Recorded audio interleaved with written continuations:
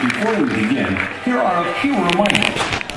For the comfort and safety of those around you, remain seated during the presentation, keeping your hands, arms, feet, and legs inside the theater.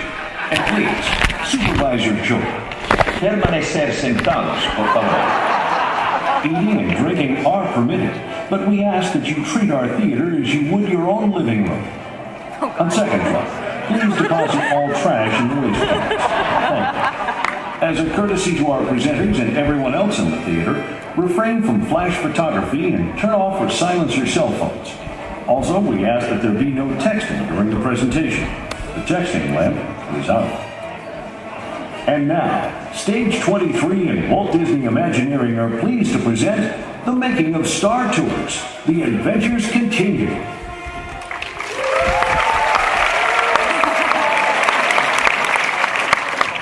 Well, Star Tours really began when George Lucas came to Walt Disney Imagineering and happened to be wandering through the halls saying, "What's going on? What are you working on?"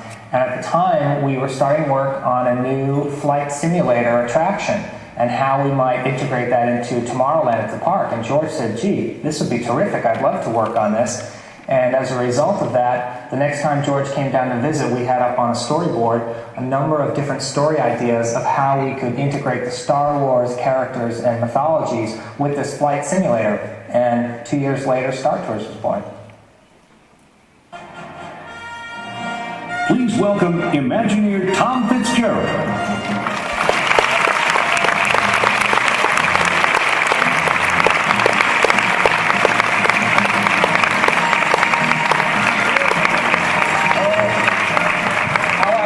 Look like the person in that clip. But you know, it's been a few years between the original Star Tours show and now, and that's what happens when the adventures continue. You get So how many of you came last year when we talked about the original Star Tours show? Some of you? Great. How many of you have been on the new Star Tours ride?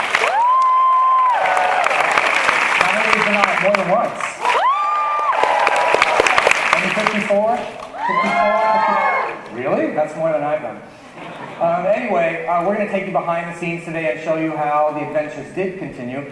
Of course, we all know that Star Tours really began right here at Disneyland, even though it's traveled around the world. This is where it started, and this is opening day, and this is a very young George Lucas and a very young Michael Eisner at the opening of the attraction. But today we're going to go show you how we went from that early days, and we decided to shave that day, to this one, which is The Adventures Continue, how we made the journey. Now, a lot of you I know for years have been saying, when are you going to update Star Tours? When are you going to update Star Tours? Well, the reality is, we've been working on it for a long time. In fact, the new show really got its start in 1998. I got a call from Lucasfilm, and my buddy up there said, George is deep at work on episode 1, and he has the perfect sequence to make the new Star Tours show based on. So come on up. So a couple of us Imagineers traveled up to Skywalker Ranch and met with George Lucas, and he showed us one sequence from the movie, which was the pod race. And he said, this will be perfect.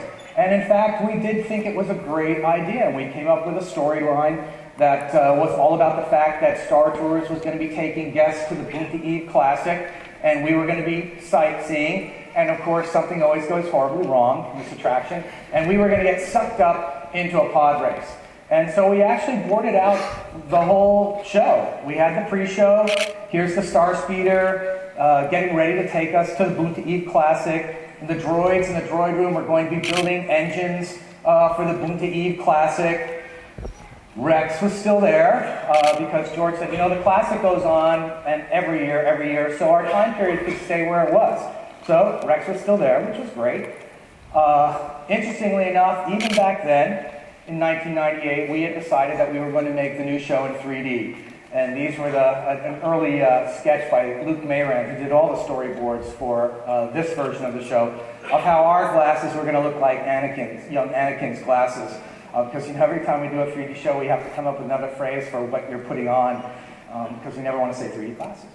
So we were already in 3D, and then we started to have fun with it. I mean, this time we decided, we actually should not make the wrong turn. Wouldn't it be great for guests if we actually went straight down the load corridor? Haven't you always wondered what was supposed to happen when Rex made that wrong turn? But in this version, and I'm only showing you a couple of boards because we got a lot of ground to cover. In this version, we popped out into space. We inadvertently, a tractor beam brought us down.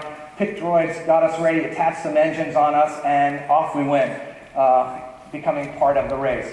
Some things like Sebulba remained in the show, the final show. We had this idea for a drill bit that he was going to throw at our windshield, and we loved the idea of the fact of having the windshield break. We thought would be very cool since we were staying on a planet.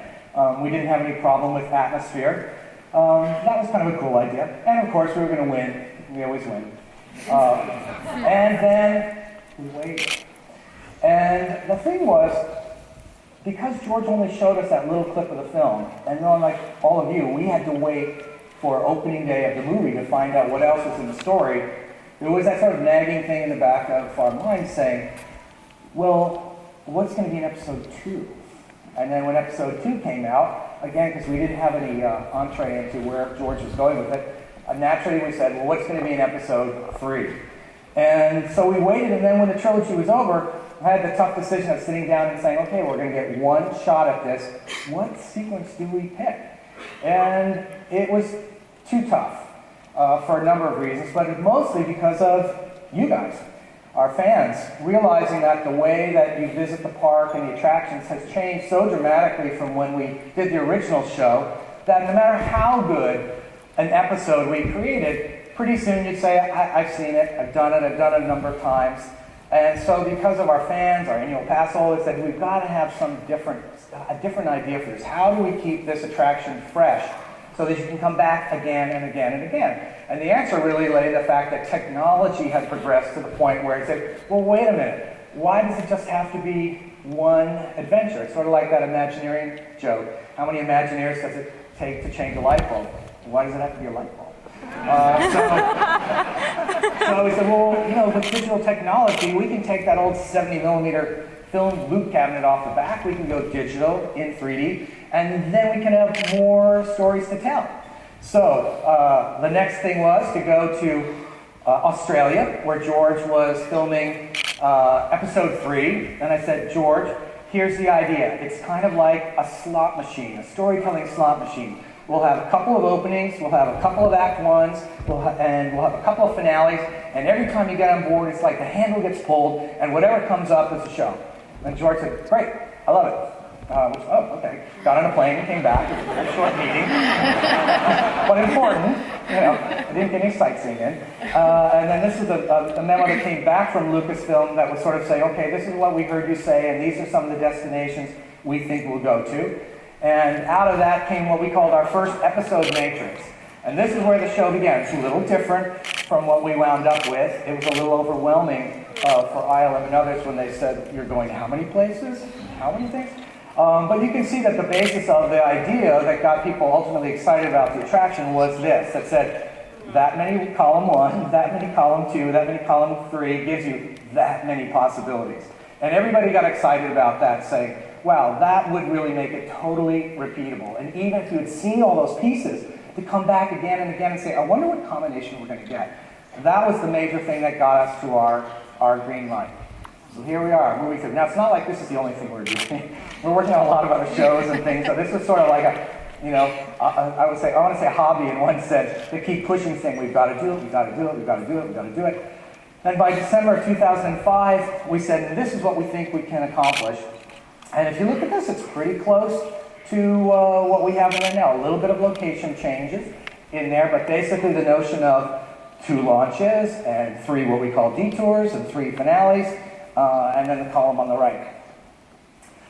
Moving forward, January 2007, we go up to meet with George Lucas, and we're taking the images you see here, and we're talking through George. This is what we think the show is going to be. We're going to have 2 openings. There's going to be a Darth Vader opening, and there's going to be a Stormtrooper opening, and those are the 2 openings. And with the pod race, we still think is a great idea, so let's go to Tatooine.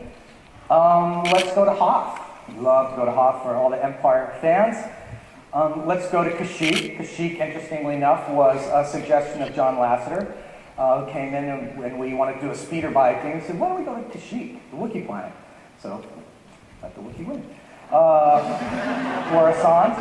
Naboo, we hadn't gone underwater at this point. We sort of felt like underwater might be too difficult to achieve, although we thought falling off a waterfall would be fun.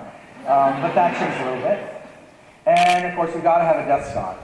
And so the Death Star was in there as well. And this we took to George, and we called it our story matrix 3.5. And we called it, oh look, and here suddenly we've added some transmissions. We picked 3.5 in our discussions with George because we wanted to take advantage of, as you saw there, the most iconic Star Wars places and faces. And being between the two sets of trilogies gave us, roughly, gave us the most freedom to have as many wonderful places and characters. Now I know a few fans are saying, wait a minute, Mr. Fitzgerald, Hoth, no, this doesn't fit there. But George said, it's Disneyland. How can you not do Hoth? So we're like, yeah, Hoth is in. So we said we're loosely there in the time frame. But he was like, come on, you're not going to do Hoth because you're being so literal. He said, the films are one thing, books are one thing. Every medium is unique, and Disneyland, is totally unique, and you've got to go for the greatest hits. So this is what we took in. Marianne McLean is our visual effects producer, media producer of the show, wanted to bring the book, because in this very high-tech world, we actually brought this as a book. Like a gift, Mr. Lucas. And it flipped out. You could flip all the layers out, and it was kind of tricked out. It was very fun. But this is pretty much what you see, except for the fact that we had a little change in our transmission as we went. So, moving forward. The next trip to George, we brought storyboards of all the sequences. And you can see that even in this early phase, it's pretty close to, almost very close to what we had at the end. And we're starting to do an indication of the script. Steve Spiegel, a very talented writer on Star Tours Adventures Continue, writing the dialogue. You'll see that our pilot is Ace. We'll talk more about that later. Here's Darth Vader, and you can see we've already sort of tricked out to say we want to have a tug of war with Darth Vader. And we're going to go backwards. Right from the start, we said one should go backwards, one should go forward. How do we make them as different as possible? So here we are going backwards. Lightspeed, there's R2 is still with us. And here we are in the, inadvertently in the Boonty Eve Classic. And 3PO I've always wanted to do this. We try to put homages to the original show as well as Star Wars, of course. And you can see that Marianne's already indicating here in theater effects and the motions that we wanted to do, etc. We had the commentators in this version, but they went away, as things do. And then, of course, the battle at the end. He's saying I have a very bad feeling about this. Interesting line, Steve. The drill droids landing on the windshield. Still, coming back that notion of breaking the windshield. We didn't let them break the windshield because, of course, at the altitude that we were at, it would be a very short ride. But going the wrong way in the tunnel, all the things that they're in there now were in these set of storyboards, including the landing platform at the end. And at the end of this very great presentation, waiting for what George had to say, he said, I don't do storyboards anymore. Oh. So we packed up our bags, went back to Imagineering, and the next thing we did was to create animatics of all the sequences. And George is right, because storyboards can lie. You can cheat in storyboards. You can make it look like you can cover huge ground in storytelling. And the reality is we were going to live with frame accurate to the original show, exactly that length. And we had to prove to George that everything we wanted to do, we could do. So we spent the next several months creating animatics, and we took these back to George. Sort of like going back to the wizard. We brought the broomstick. We brought the animatics. What do you think?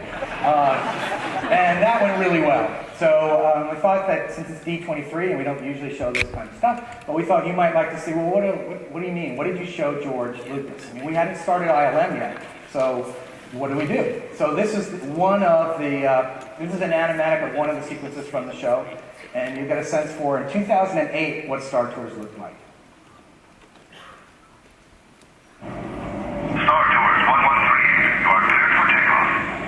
Roger, Control.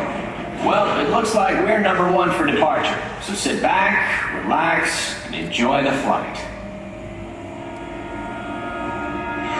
Stormtroopers, this does not look good. Shut down your engines, Captain, and prepare This is a civilian flight. We know how the stolen plans. Plans? Reverse thrusters. Not so fast. He's got us in some kind of force field. I want those plans. R2, give me the main guns. Hold on. Shields up and punch in those hyperspace coordinates. There's no time for calculations. Light speed. Punch it.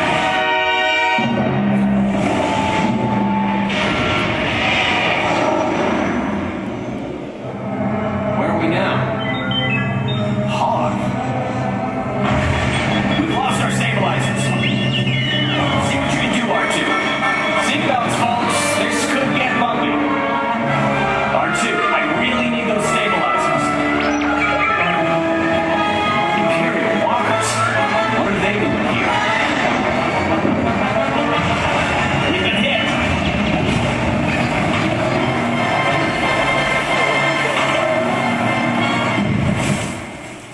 Don't worry, folks. We're safe now.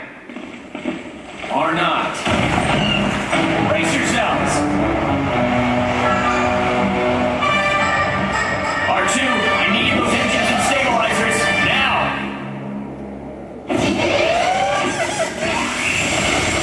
Hold on. What transmission? Put it up. This is Viceroy Bail Organa of Alderaan. Hidden aboard your vessel are secret plans that are vital to the rebellion. These plans must be delivered safely to the rendezvous point I'm transmitting to your R2 unit. Good luck, Star Tours, and may the Force be with you. What do you say? Should we join the rebellion? Yeah! Then let's be R2.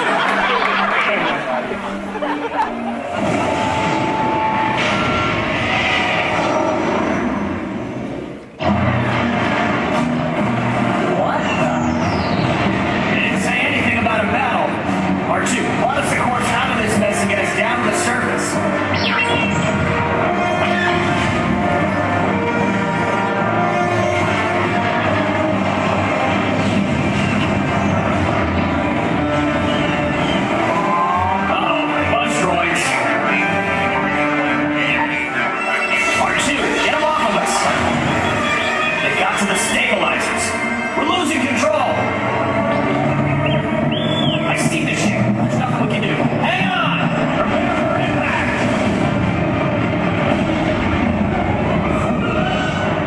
I still need those stabilizers.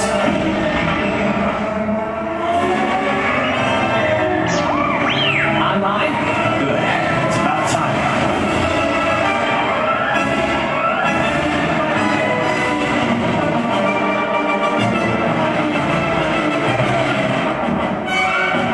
Hang on, everyone. I think maybe it's this one. Maybe not. There's the landing platform. Hang on.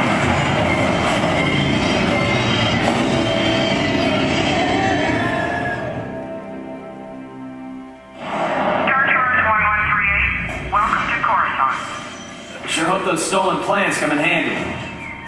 I guess we're all in the rebellion now. May the Force be with you.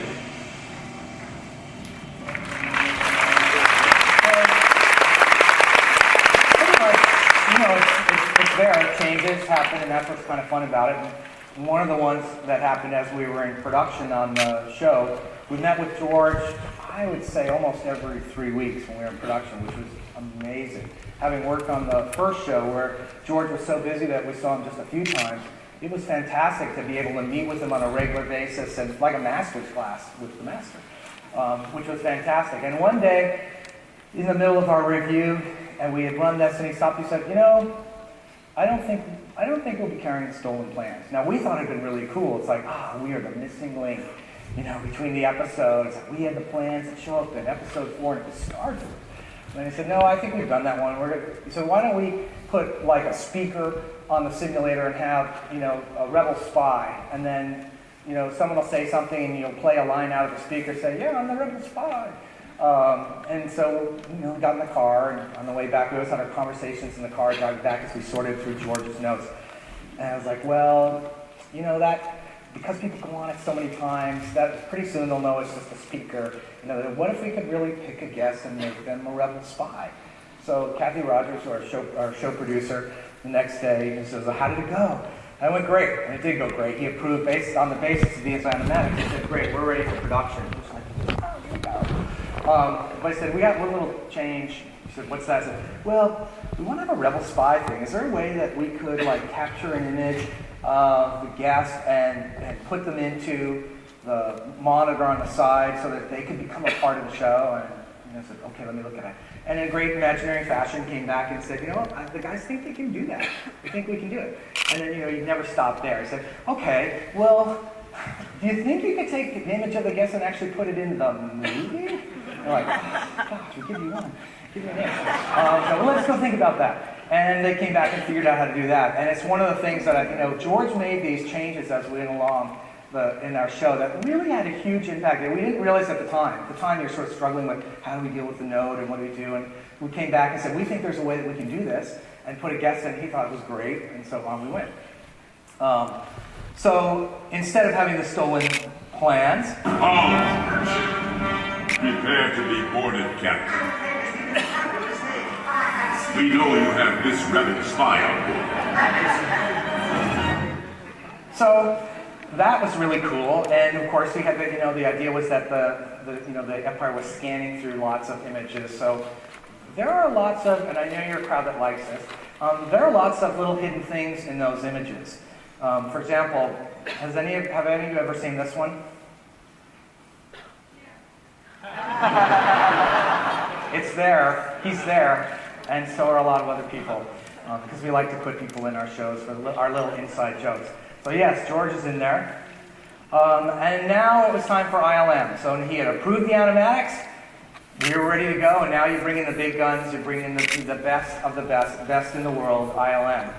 And the first thing they started to do are these incredible pieces of art that they would, come to meet with us and say, okay, so we're thinking this kind of look for the launch. This is the sort of spaceport. What do you think? Oh, we love it. It's great. Or, well, this is the kind of look we're thinking of for Hoth. What do you think? Wow, it's great. We're liking all this. Naboo, this is the idea for the hangar. Now, remember we had that one when we were going off the waterfall. Well, George said, no, I think we should go underwater. And so great, let's go underwater. That, part of our goal on this was to make the motion of the simulator as different as the places we picked. And so the places we picked were picked partially for the fact that they were iconic, and partially for the fact that we wanted them so different. A white ice planet and a green jungle, and an orange desert, so that you absolutely as a guest knew, wow, I went to different places. So we decided we'd have an underwater sequence and we'd have this great, crashing finale. And so they said, well, this is our idea for the hangar. I was like, wow, that's great. Love it. And of course, the Death Star. And since we're between episodes 3 and 4, it's the original Death Star under construction. Because who wouldn't want to see that? Kashyyyk was probably the most challenging for them because for you fans of the movies, we don't see a lot of Kashyyyk in the film.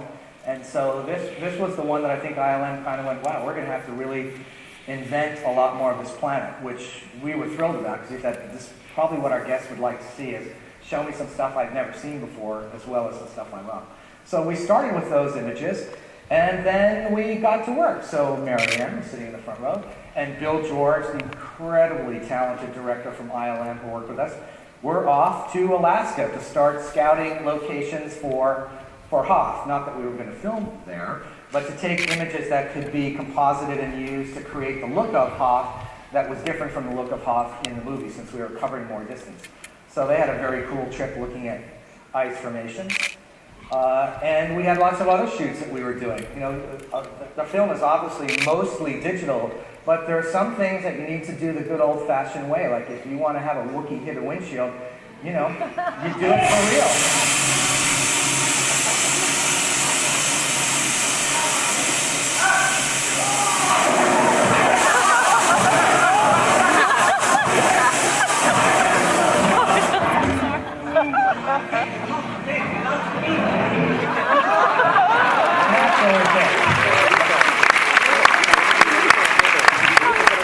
Poor guy.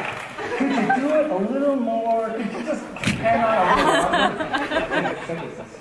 And we had other elements that we had to shoot for the show, live action pieces that would be composited into it. This is an ending that, for those of you who know the show, recognize this film clip, but you're probably wondering who some of the people are in the clip, and we'll give you a little peek of some of them. So would you like to get into our work?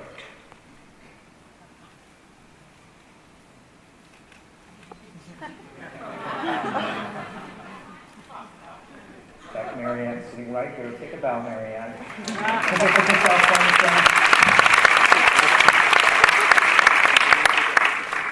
It's fun again. And then we were also shooting the pre-show. So this is what we built on a stage in Los Angeles. And you'll see how we sort of finished it off digitally. And just added pieces. We wanted to put a lot more comedy in the show than we had in the original show, and we wanted to put a lot more show in the show, frankly. I mean, if you think about it, when the original show opened, we didn't have Fast Pass, and all of our show timings were calculated on how long you would be in the queue. But once Fast Pass came along, of course, the standby people were in the rooms longer than intended, which always bugs us. You don't want to hear what we call a rollover. So we decided to lengthen everything. So it's like, let's do 20-minute pre-show and a 20-minute toy room, and let's create all new material for the load corridor with lots of stuff to see, so that every time you go, the goal is you can always discover something new in there. This is Glenn McIntosh. He's the very talented animation supervisor director from ILM. And here we were working out one of the gags for preload with the little pit droids doing a windshield wiping gag. And there's Glenn acting out for Ace for later. This is Scott Sohan, he's the editor on the show here, showing them how to do it. And look at all the ways ILM gave us for windshield wipers. You can have that one. You can have that one. You can have a lefty. You can have that one. Or you can have that one. That's the one we picked. We like that the best. But that was the fun with ILM, is they would actually give us all these choices, saying, okay, you asked for a windshield, so now the guys have come up with a couple variations. It's like, wow, it was really so much fun working with them. Great group. This is Scott Drake. He did those beautiful storyboard images you saw earlier. And here he is working on Ace. I think this is an image some of you probably saw in the Lincoln pre-show, Disneyland for a while, when we were figuring out our saga of our droids.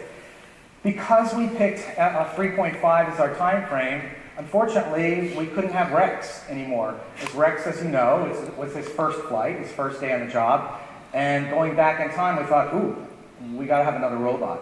So we spent a lot of time trying to figure out who that robot should be.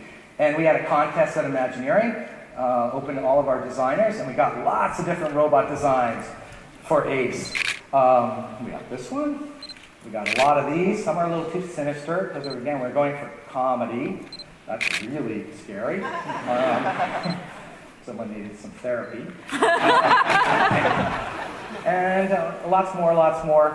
But in the end, we wound up going with something along the lines of this, because we wanted it to be a transition.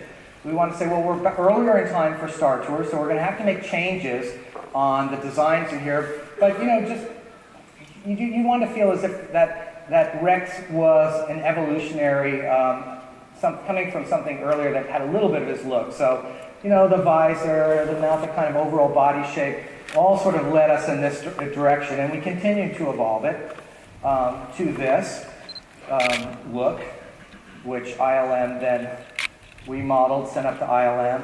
They put it in the Star Tours colors. And this became our pilot Ace. And we were moving along with this for quite some time. But something changed. And the reason it changed is we were trying to go 180 degrees away from Rex, from the kind of skittish, nervous, high-strung character that robot was, and that was voiced obviously by Pee Wee Herman, Paul Reubens, in the original show. And so we kept trying to bring this sort of football player, Top Gun personality to this robot, because we wanted it to be so different from the old show. And every time we met with George, we'd get back in the car and go, I don't think he's buying it. And we recorded Patrick Warburton for it. Very funny script. Nope, he wasn't buying it. And one day in the car, someone said, guys, I think we have to bite the bullet. George wants the same type of character as we had in the original show. And so the next day I called Kathy Rogers, the show producer, said, how'd it go? I said, went great. We got a little change. George isn't buying the pilot. And she said, well, this is problematic because, we're, scheduled. We got to have this thing done. So the next morning driving to work, it's like, what are we going to do? What are we going to do? We've got to solve this robot thing. And then it was one of those little aha moments going, oh my gosh, we have this character already. It's C-3PO. He's high-strung, he's nervous, he's comedic. Everybody knows him, so we've got a great shorthand for storytelling. And, I came to work and said, guys, we have our robot. She said, what do you mean we're behind schedule? We're never going to make it. It's like, it's C-3PO. I'm like, oh, we already have the tooling, because we have the figure in the pre-show. And it's like, but will it fit? Will it work? And our animation team did an amazing job of figuring out how to get C-3PO into the cockpit. We went back to George. We pitched the idea to George. George loved it. And suddenly we had a whole new pilot, an old pilot, someone we know and love. But George felt it was really important for us to explain to the audience, because we still wanted to have Ace, because it didn't make sense. Well, why is 3PO piloting this? And, it was so convoluted. And I said, well, we need a switch. We need to make the audience believe that Ace is supposed to be our pilot, going to be our pilot, and then somehow he gets switched. And we worked it out in our head, and George made us go back after we completed work with ILM and said, no, you need to film a scene, create a scene that explains exactly to the audience how that switch happens. And so this shows the progression as we went from rough to finish, and shows you kind of the way we work with ILM and George, how we rough things in and then they get smoother and smoother. So this is the scene that you know from the pre-show that connects the dots, as George said. He wanted to connect all the story dots clearly. Excuse me, Captain. Who are you? C-3PO, systems analyst. It's about time. The binary motivator's acting up. Well, binary is like a second language for me, but I can't fix the motivator from here. Just make it quick. We're scheduled to depart in a few minutes. Then there's no time to lose. Off with you. On, shoot. Turn droids. Ready. What? Oh, now this is malfunctioning too. So, story complete. On we go. Now, who doesn't love this person?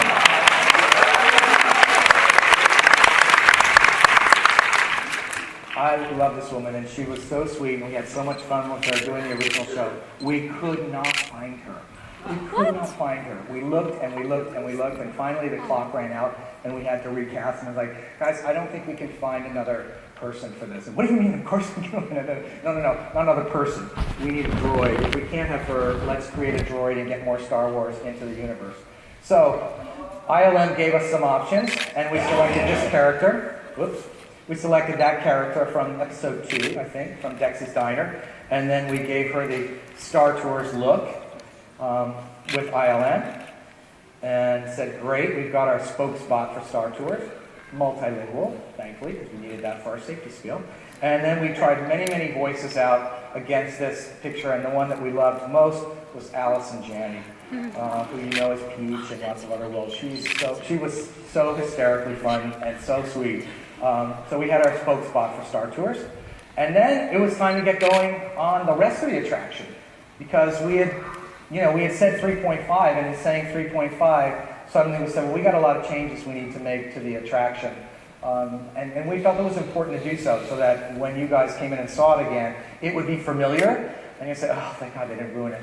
But it would also be fresh, where you'd say, oh, cool, it's got a new look. Oh, yeah, there's Rex. Oh, there. So we started with, obviously, these images. This is a first piece of work by Scott Drake to sort of say what the pre-show would look like. We decided that, like many airlines, United Airlines, they changed their paint scheme. A lot of airlines changed their color schemes over time. We decided to flip it. So we said, well, let's put the blue on the inside and the orange on the outside. Because blue and orange would be Star Tours colors, and they would always keep those colors. We decided we needed a whole new status board that should have media on it the entire time that you're in the queue, so there's always something to look at and see, with new commercials, as we love the commercials from the past, but thought we needed new ones. And we spent a lot of time detailing the Star Speeder 1000, since we're back in time, what it would look like. And this is a turnaround model that ILM created for us to buy off and say, okay, that's it, so we could go into production. And then the Goose Droids had some work. Now, for those of you who don't know, although probably all of you know, They're called Goose Droids because on the original show we stole them from America Sings one night because we didn't have the budget to have animated figures in the droid room. And I don't know that anybody noticed.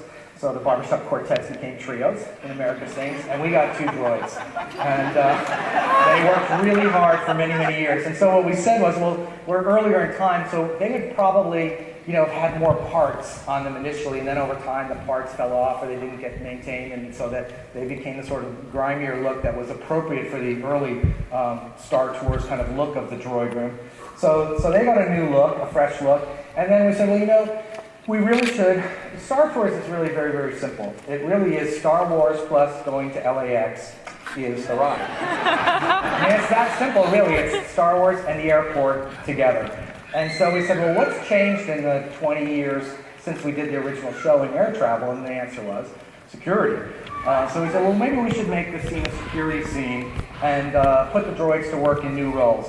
So G290 and G240 got new jobs, and one doing luggage scanning, and of course, just as he does in the old show, he's more interested in talking to the passengers than he is in looking at what he should be looking at. And so things get by him that shouldn't get by him, and things don't get by him that should get by him. That's kind of the personality of this droid. And Susan Day, our production designer, had great fun in giving them these very cool metallic blue looks. So spiffed them all up.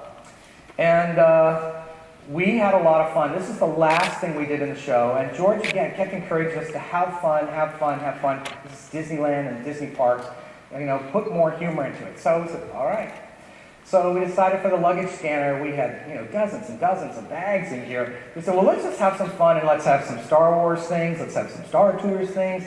Let's have some Disneyland things in here for guests to discover. And I'm sure you've discovered most of them. So, from things that maybe aren't too silly, like Stormtrooper helmets, to things that are silly, like an Ewok playing a Stormtrooper helmet, to Captain EO robots being smuggled through, to Wally's possessions. And here, there's the boot with the plant and the video VHS. To some Disney movie references. Yeah, Black Hole. To Madame Leota, who always travels with spell books. So we just sort of went for it and said, let's just have fun with this and be a little bit silly. Why not? And then we have the human scanner, the other droid. And because we had changed our role on the pilot, and we loved Patrick Warburton so much, we called him back in and said, we went a different way with the pilot on the show. And we didn't use him for the little short scene. We thought that was, either a bigger thing. So, but we do have another role in the show if you'd like to take it, and that is the scanning droid. And he said I'd love to do it, and he came in, and that guy could read the phone book, and you'd be on the floor laughing. He's just funny. Everything he says is funny. So we had several sessions that Steve Spiegel and some writers worked together, and Steve directed, and Kevin Rafferty came in too, and we were all just cracking up. And Lucas, said go for it, have fun, and improved it all. And so we just did silly stuff like that. Excuse me, did anyone drive here today in a brown land speeder, model X-34? If you did, an angry little green guy just handed me a note for you. It says, "Park in my space you are, have you towed, I will." So, more comedy, more stuff to keep you entertained in the line. That was the goal. And there he is, recording it. He's so good. He was so good. Years ago on the Soaring 3 show, which was still one of my favorite safety skills, you can't not look at the guy. He's hysterical. Anyway, then we had this was the old, in the old show we had a droid that was being welded behind the window, and we decided that this should be like, there used to be an old TV commercial for, I think Samsonite luggage that had like an ape and his, pounding baggage. And we thought we should recreate that. And then as we went, no, let's make it more like a window in the airport so that we can do gags. And we did a ton of gags in there too. And we put some hidden things in there for you guys that you may have seen. Everyone likes to have a hidden Mickey. So how to do that? Somewhere. At some point you see it. It's pretty solid. And then for the fans of, the Star Wars saga, someone you love to see in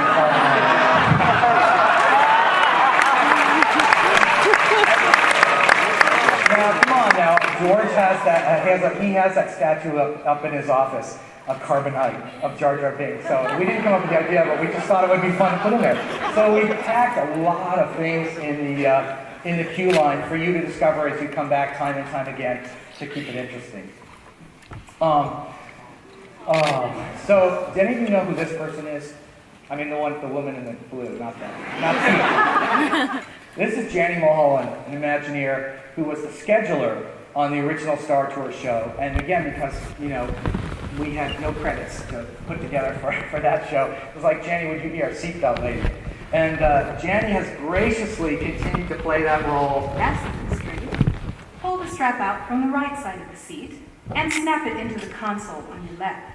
シートベルトは座席右側から引き出し、左側のバックルにセットしてください。To fasten your restraint, use the yellow strap to pull the belt out from the right side of the seat and snap the belt into the buckle on your left.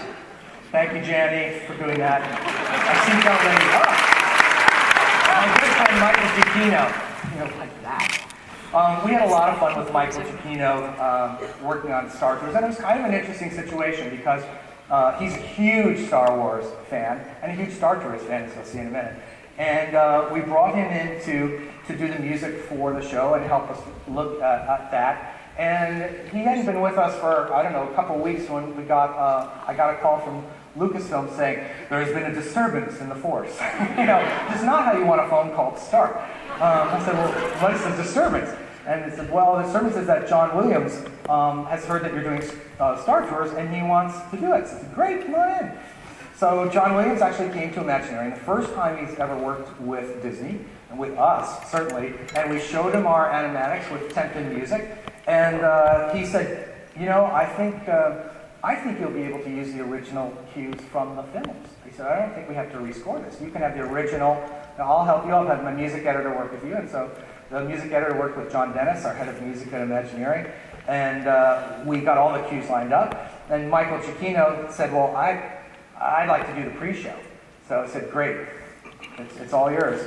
So Michael did these fantastically funny, and hard to hear because there's so much going on in that pre-show, but he did these sort of travelogue lounge versions of all the Star Wars themes. So the next time you're in there, when you see those commercials, listen to the music, because it's Michael Giacchino having fun with Star Wars. And here he is, after he killed me here, telling a little bit about working with us on the show. Here we go. 3, 4, 5.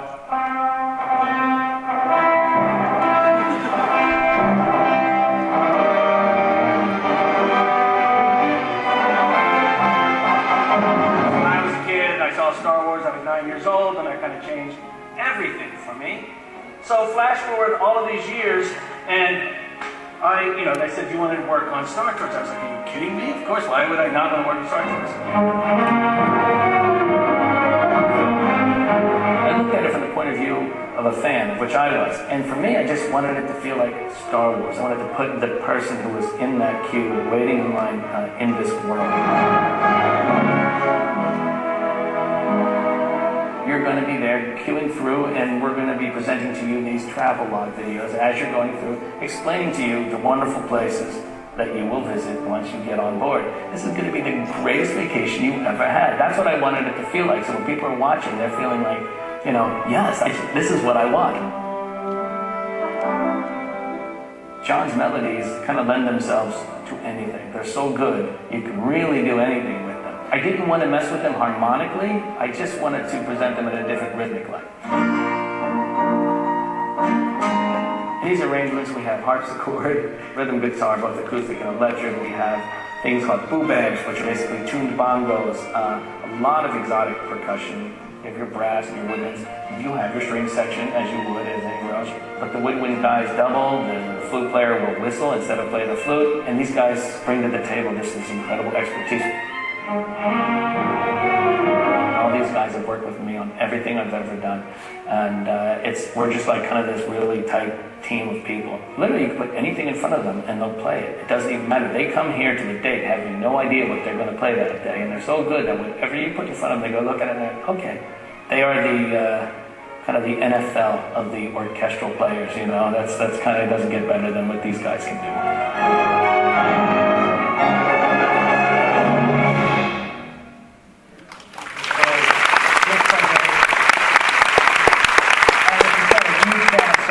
First thing he said was, "You're not going to change the Star Tours chimes, are you?" No, we're not touching this. Okay, good.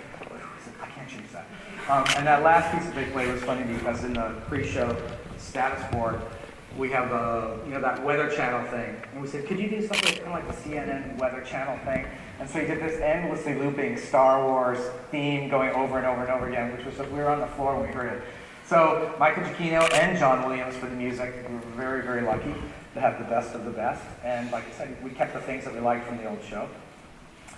And then, as we always do, we mix in the field. So this is JK in the cabins here at Disneyland, mixing the show. Very complicated. Those simulator cabins are very different front to back, trying to find a sweet spot of everything so that you can understand the dialogue, the sound effects, and still have enough music to give you the drama of it. And then, meanwhile, in Florida, we're doing two at once. So it was crazy. The team would be flying. Where is it? No, Susan's in Florida. Where's Catherine? She's in Florida. Now she's back tomorrow. We were like reviewing the show in two places at once, and then it was decided that Florida would open before Disneyland. So, rush, hurry up. Here's George and Joey, our phenomenal programmer, looking at 3PO in the cabin, and George was really, really pleased with how 3PO turned out, as we all were. It's quite cool to see him in the pilot's chair. And then here we all are. This is the day that George came down to do the final buy-off of the show. We're all smiling because he did buy it off. I said, that was great. And Howard Rothman sitting next to him, and Rick, the producer of the Star Wars films, said, "It's about time you did this." So they all came down, wrote it, and gave us a thumbs up, and then we had to scramble to get ready, and scramble we did. And then, of course, as I said, we opened in Florida first, and some of you may have seen a little bit of the huge opening that they did in Florida. If not, here's a little clip.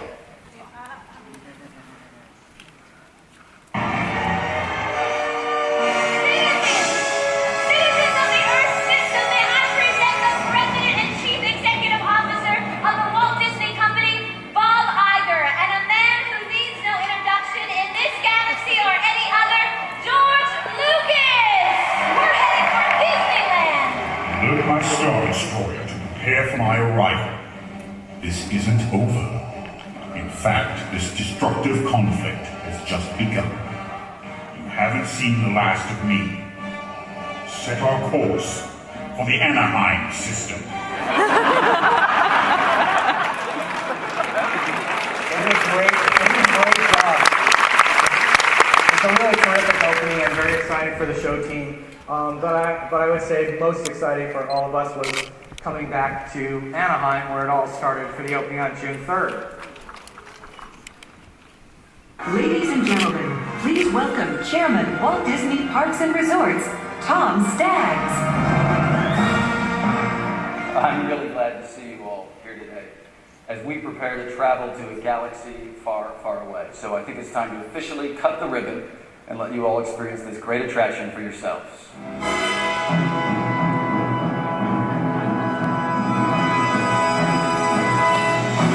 Ladies and gentlemen, you are now invited to take a journey on Star Tours. The adventures continue. I love that the Disneyland entertainment people, had the woman with the hair to sort of match the station we were. So that's kind of, as quickly as we could put it together, that's a little behind the scenes of how we created it.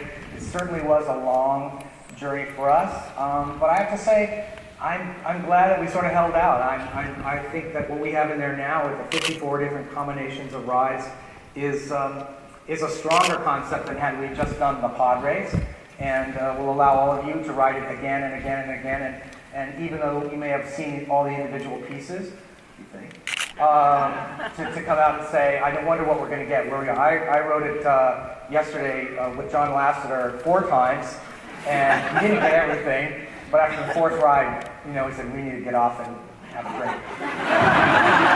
We need to get to Trader Sam's right away, which we did. But he was thrilled with it. He couldn't believe the clarity of the imagery, the comedy. He said, this is so much funnier. This is really great. He was laughing away. He has to come back, though, because he hasn't gotten all the segments. And hopefully some of you haven't gotten all the segments, too. That's the whole idea. So really, I'm not kidding when I say that it was designed, well, of course it's designed for our audience completely, which is what we have to do as Imagineers. It was specifically targeted for the people sitting in this room, for the people that love Star Wars, love Star Tours, and it is for you guys. And I have to say that they asked me to write a little blog on the show as we went along, and I would read the responses back, and it was interesting. I had no idea that there was so much love out there for Rex. And it was because of that I said, Kathy, is everything good? Yeah, we got a little change. What do you want now? We're giving you everything. We said, we've got to put Rex in the droid room. And we have to have his soundtrack in there too. You've got to hear him. So because of you saying, I love Rex, will Rex be in there? I hope he's in there. Please don't ruin it. We put Rex in there in Florida as well as California, so that, there's lots of little hidden things that are just for you. So anyway, I'm glad that what I hear and what we hear is that you're enjoying it. We are thrilled to create it. I know that George Lucas is thrilled. Everyone at Disney is thrilled. And it's going to take a while to write all 54 combinations, so we should probably get over there now and get going. Thank you guys very much.